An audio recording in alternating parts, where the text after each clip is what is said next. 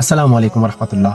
আপনাকে যদি আমি এখন প্রশ্ন করি যে আপনি কার গোলাম, আপনি আমাকে নির্ভয়ে এবং নির্দ্বিধায় বলবেন আপনি আল্লাহ সুবহানাহু ওয়া তাআলার গোলাম। কিন্তু আমি যদি বলি আপনি মুখে অবশ্যই বলছেন যে আপনি আল্লাহ সুবহানাহু ওয়া তাআলার গোলাম, কিন্তু আপনি বাস্তবিক পক্ষে হচ্ছেন নফসের গোলাম, তাহলে হয়তো আমার কথা শুনে আপনি অবাক হবেন যে আমি তো আল্লাহ সুবহানাহু ওয়া তাআলারই গোলাম, আমি তো আল্লাহ সুবহানাহু ওয়া তাআলারই গোলামি করি, কিন্তু আমি নফসের কিভাবে গোলাম হলাম? আসুন দেখুন, আমাদেরকে আল্লাহ সুবহানাহু ওয়া তাআলা বলেছেন তুমি ৫ ওয়াক্ত নামাজ পড়ো, আমার সকল হুকুম আহকামকে মেনে চলো। ধরুন আপনি ফজরের নামাজের সময় আপনি জেগে আছেন এবং আপনি দেখতে পাচ্ছেন ফজর আজান দিয়েছে।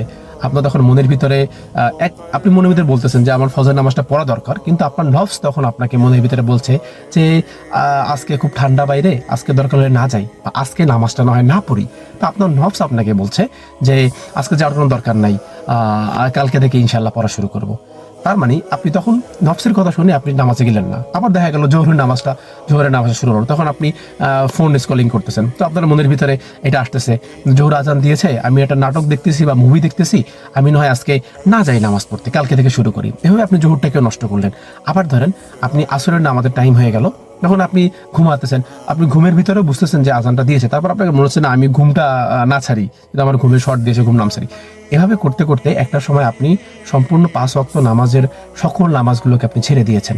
আপনি নিজে সকল নামাজ আপনি নফসের কথা মতো ছেড়ে দিয়েছেন। এখন আপনি ভাবেন আল্লাহ সুবহানাহু ওয়া তাআলা আপনাকে বলেছে ৫ ওয়াক্ত নামাজ পড়তে, কিন্তু তার আদেশ আপনি শুনছেন না, তার গোলামি আপনি করছেন না। কিন্তু নফস আপনাকে বলছে যে তুমি নামাজ পড়ো না, এখন নামাজটা পড়ার কোনো দরকার নাই, বা এখন নামাজ না পড়লেও চলবে। আপনি সেই নফসের কথাই শুনছেন। আপনি একটু ডিপলি ভাবে ভাবেন তো, আপনি আসলে কার গোলাম? আপনি কি আল্লাহ তাআলার গোলাম? আপনি তো আল্লাহ তাআলার গোলাম হতেন, তাহলে আপনি আল্লাহ তাআলার আদেশ শুনতেন, ৫ ওয়াক্ত নামাজ পড়তেন, সব করতেন। কিন্তু আপনি আলটিমেটলি নফসের গোলাম হয়ে গিয়েছেন। আপনি নফসের কথা মতো নামাজ পড়ছেন না, নফসের কথা মতো আপনি ইসলামে আসছেন না, শুনছেন না। তবে আপনি কার গোলাম?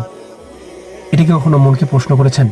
তার মানে আমরা নিজের অজান্তেই অনেক শিরিক রিলেটেড কাজ বাজ করে ফেলি, যেটা আমরা নিজেরাও জানি না। অতএব একটা বিষয় মাথা রাখবেন যে আমরা আল্লাহর গোলাম। আমরা নফসকে অলওয়েজ বলবো, নফস যখন আমাদেরকে বলবে যে তুমি এই কাজটা করো না, নামাজটা পড়ার দরকার নেই, নামাজটা থাকুক, তখন আপনি সরাসরি নফসকে বলবেন আমি তোমার গোলাম না, আমি আল্লাহ সুবহানাহু ওয়া তাআলার গোলাম। তখন আপনি এটা জিজ্ঞেস করতে পারবেন, এটা নফসকে বলতে পারবেন। তখন দেখবেন যে আপনার আর পিছু টান না কিছু নাই, এবং শয়তান আপনাকে পিছু টান করতে পারবে না। আল্লাহ সুবহানাহু ওয়া তাআলা আমাদের নফসকে পবিত্র করুক এবং আমাদের নফসকে কন্ট্রোল করার শক্তি দান করুক। আমিন। আসসালামু আলাইকুম ওয়া রাহমাতুল্লাহি ওয়া বারাকাতুহু।